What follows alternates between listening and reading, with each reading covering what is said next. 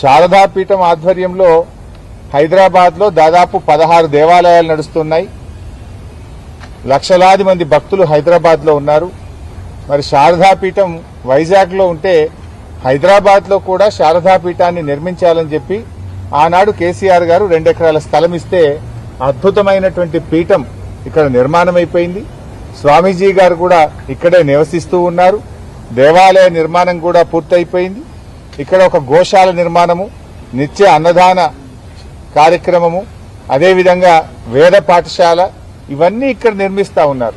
అంటే వేదం ఎక్కడుంటే అక్కడ మరి ఆ రాష్ట్రం సుభిక్షంగా ఉంటుంది. ఒక వేద పాఠశాల, ఒక గోశాల, అమ్మవారి ఆలయము, నిత్య అన్నదాన కార్యక్రమము ఇవన్నీ జరగడం రేవంత్ రెడ్డి గారు నీకు ఇష్టం లేదా అని నేను అడుగుతా ఉన్నా.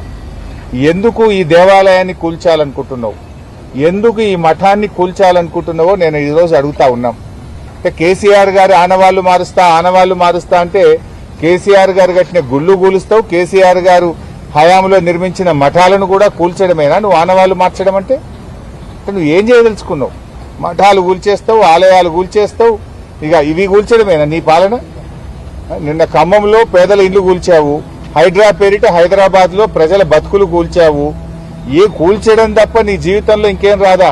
పేదల ఇల్లు కూల్చడము, మఠాలు కూల్చడము, దేవాలయాలు కూల్చడమే తప్ప నీ పాలనలో నిర్మాణం లేదా అని నేను అడుగుతా ఉన్నా. ఎందుకు ఇలా శారదాపీఠం వెంటబడ్డావు? ఇంకెక్కడ స్థలం లేదా నీకు?